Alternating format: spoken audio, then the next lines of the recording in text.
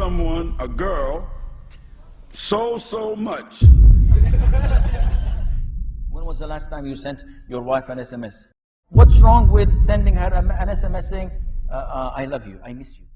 Human beings have the have the ability to fall in love in 3 seconds.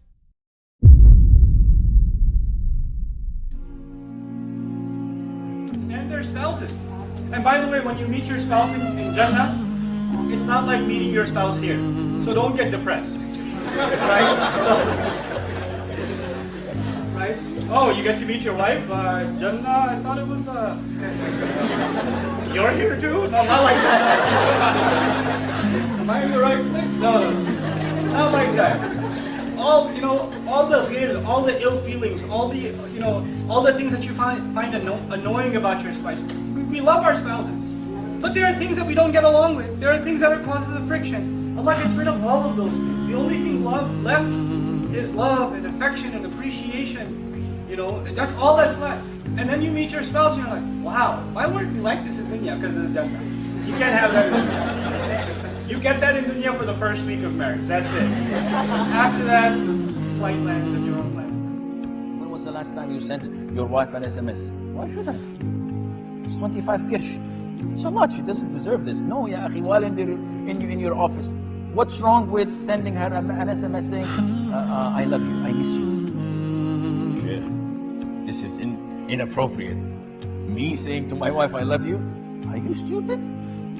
The Prophet used to say this, alayhi salatu wasalam. The Prophet, alayhi salatu wasalam, whenever Aisha used to drink from a glass of milk, he would take it and he looks where she put her lips and drinks from it. Nowadays, the husband says, honey, bring me a spoon so that I can eat with. She says, take my spoon. He said, you crazy? Wash it 7 times with water and once with soil and bring it over. What kind of a husband is this? Ya akhi, she is your wife. The Prophet ﷺ used to see the meat where she took a bite from and he would put his mouth on it. This is the love we want. So send her an SMS. When you're coming from work, ya akhi, buy her a rose. 7 riyals rose. Buy her a dress. When you see her coming out, this is for the sister, for the husband. Huh? When you see your husband coming out of the shower, and most men do this, huh? They stand in front of the mirror, do this, flexing the muscles, and you say to that, and he says to her, honey, how do I look? She says, she breaks in laughter for half an hour. And she laughs. What's wrong? And she laughs for half an hour. He will divorce her.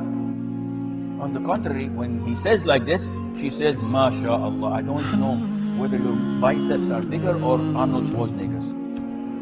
Wow, you look beautiful, my love, my hubbi. You should say this. This is what increases. It's the same thing happens with us, huh? When the missus all dresses up and she's going to a wedding or to a party, and she said, how do I look? We say, is this your daughter's dress? She says, no, why? She's too tight. I can see all the fat coming out of it. No, it's not good on you. Ya akhi, this is wrong. Lie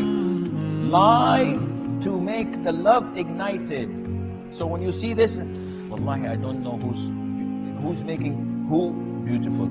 Wallahi, you are making this dress so beautiful. It's not the other way around. You're the charming one who's making the dress beautiful. How she would blush and say, well, you're lying. And you say, yeah. You shouldn't. You should try your level best to have this love increase. So it takes a lot of diplomacy, but it is not something difficult. It is an art. And you have to know your shortcomings, you know how to do this, and inshallah, Allah will make things better. And the same applies to the spouse.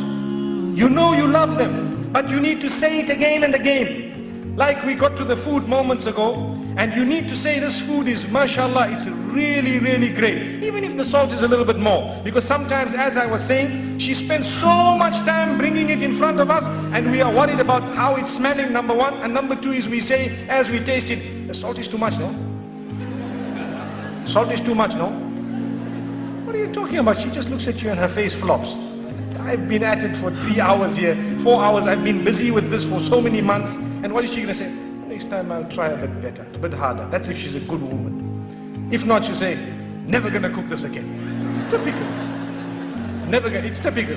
Never going to cook this again. And if you have someone who's very witty, the next time there's salt to be put in, I'll call you to put it. So we need to praise the cooking of our wives. We need to praise their dress code, especially. For example, I can let you know something that has worked for some people. Where you find some women, you know, they don't like to dress appropriately. So the husband sometimes wants to tell them something. There are 2-3 ways of doing it. You can either say, this is very bad, I don't want you to wear this, and you know, you might have a response. But if you want a response from the heart, what you do is, you tell them, the other dress look much better than this.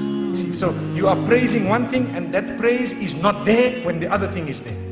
So you have told them in a way that this is what I really love. And go beyond the limits in praise. That's your wife, don't worry. You can say whatever you want to. MashaAllah, in terms of goodness. Like the food, when you eat, even if it is a little bit this way, that way, just praise it, MashaAllah. See what it is. Praise the effort at least, MashaAllah, you know. Let me tell you what has happened once. They say the Imam in the masjid said, in fact, 2 things have come to my mind. The Imam in the masjid said, you need to praise the cooking of your wife, just like I said now. So the man went home and he had this meal and he was looking at it, and looking at his wife and smiling and all happy, mashallah, and excited and everything. And when he finished, he says, oh, it was awesome. And the wife says, what? I've been cooking for you for 21 years, you never said that. Today when the food came from the neighbor, you want to say it was awesome.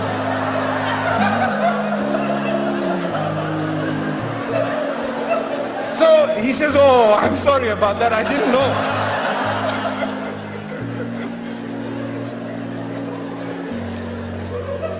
It's like the other one, the Imam, he was telling the people, you know, he gave them advice in the masjid about their wives, that look, you need to do this and do that. So the man goes home very happy. He tells his wife, darling, I'd like to carry you today. Oh, wow.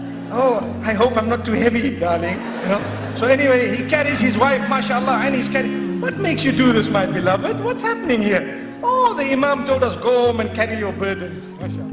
Said, if you love someone, a girl, so much. It's already a problem I can see right now. I didn't read the whole question, but it's starting out like it's a problem here. Okay, if you love someone, a girl, so much, and you can't get married just yet, and at the same time you want to be a good Muslim and not break the law of Allah, what should you do? Well, first of all, the Prophet ﷺ mentioned that if you're a young man and you can't get married, then you should fast. The other thing is, you shouldn't be around that person who you love so much. That's like being in the kitchen with a chocolate cake that you love so much. And your mother and father, they leave and go to work and leave that cake on the table that you love so much. You know? And you upstairs, and that cake is downstairs on the table that you love so much. And you come downstairs and you look at the cake so much. And you don't cut the cake, you just reach out and just take a little piece of chocolate and put it in there, run back upstairs. Well, once you get that chocolate in your mouth, that's it. Because you're going to like that chocolate cake more than so much. And chances are, by the time your parents get home, there's going to be a slice out of that cake. And that means that you ate a piece of it so much. Well, the same thing happens with girls and boys. If they spend the improper time without supervision against the sunnah of the Prophet ﷺ, and they're allowed to talk to each other on them phones so much, and they're allowed to visit each other and see each other in school and in the streets and on the bus stop and in the cafes so much, then it's not going to take no more than about 6 months to a year before something happens so much. So fear Allah subhanahu wa ta'ala, and whoever's daughter it is, you need to respect her and leave her alone. You don't even have a right to write to her. You don't have a right to call her on the phone. You don't have a right to do anything more than what one of the companions of the Prophet ﷺ did. Maybe you might could stand down the street when she comes and hide behind a tree and just look at her. That might be allowed for you to do. So stay away from that young lady. Talk to her parents. Talk to your parents. Make some plans. And if you're old enough to adopt responsibility and you got a room in your house, ask your parents to allow you to marry this girl that you love so much, even if you're in school. And it's better for her to be in your room married, and the two of you 15, 16, 17, and for you to love her so much married, than for what may happen if you don't. That's what I can advise you to do. And I mean, that's just being real. Now, if the parents of this young man are here, you should listen and talk to your child and what they're saying here, because they could wind up in a problem. Because it seems to me he might be on the verge of breaking the law. So much. Male, female friends. The problem is that they use the term friends. If it was acquaintance, we'll say okay. Friends is a very technical term. And you remember that silly, lousy, wicked, evil soap opera of the days called Friends? You remember that one? Maybe you've never seen it. Alhamdulillah. In my jahiliyyah, I have bits and pieces of it. What was these friends? You know what these friends were doing. And you know what friends mean. Now let me give you some good news. Beautiful news. In Islam, you're one of three people. Married, engaged, or single. Khalas. There's nothing else. Either you are married, case closed. Your time is up. Sorry for you. Or you are engaged, on the verge of marriage, and you have guidelines. Or you are single, means single. There's nothing in between. There's no friend which I'm trying to learn and get to know. So in case I like him, I can tell daddy, you know, this guy I met on Facebook is a beautiful man, mashallah. Very religiously committed. We've only had, you know, video chat 3 times. This is a religiously committed brother sitting there chatting with you through video. What did you leave for the religiously committed brothers then? If this is the religiously committed, what did you leave for the real ones? What did you leave for the wicked? Sitting there getting to know each other. She smiles and look, let's stop lying. People fall in love in 3 seconds. Human beings have the ability to fall in love in 3 seconds. A sister can send a brother a message, say, Salaam alaikum, how are you today? And he's done. I'm not lying. And vice versa. Yes? No, not everyone is like that. Not everyone is like that, but this happens very often. And remember when chatting first came out, people were falling in love with 10 people every night. Everybody loves, oh, I love, he never seen her, doesn't know anything about her, except her name. But a few words back and forth, and oh, this is my soulmate. Finally, someone who can hear me. This person's not even hearing you. You know, you chat and they go in the kitchen cooking, they come up and you're typing, they don't even read anything. Then they come back and say, yes. Say, oh wow, what a patient friend. Wallah, he closed it 10 times, but every time he closes the box, when you chat again, it opens again. He's not even reading anything. Come on, keep it real. There's no such thing as friendship. No such thing. You can have male friends as a sister, and brothers, you can have female friends. No such thing. What is the nature of the relationship? Either you are a person of knowledge whom you are asked, people ask you questions, then this is fine, because the Sahabiyat, the wives of the Prophet ﷺ, or the female companions asked the Prophet ﷺ, no problem. We're not saying there's absolutely no communication. But the communication now has to have a purpose. Meaning this sister is communicating with this brother who has knowledge to learn something about the deen. And not this kind of ongoing learning process. It's more like a question and answer within particular guidelines. Preferably, if the brother has a wife, he creates a joint account with his wife, so whenever an email comes from his sister, his wife reads it too. Otherwise, you may fall into the trap. Many sisters will shock you. It begins with 3 questions. The 4th question is, do you want a second wife? And that's fitna. That's fitna. That's fitna for a man. Even if he has 3, if a 4th one offers herself, it's a fitna. That's human nature. I'm not, I'm speaking real deal stuff. Human beings, I'm not gonna lie, pretend that we're something else. This opens the door to calamities. Let alone the communication and the correspondence is not that of a questioner and an answerer. It is that of friends. I'm learning the deen from him. The ulama used to say it is not halal for you to be alone with the sister even if you're teaching her the Quran.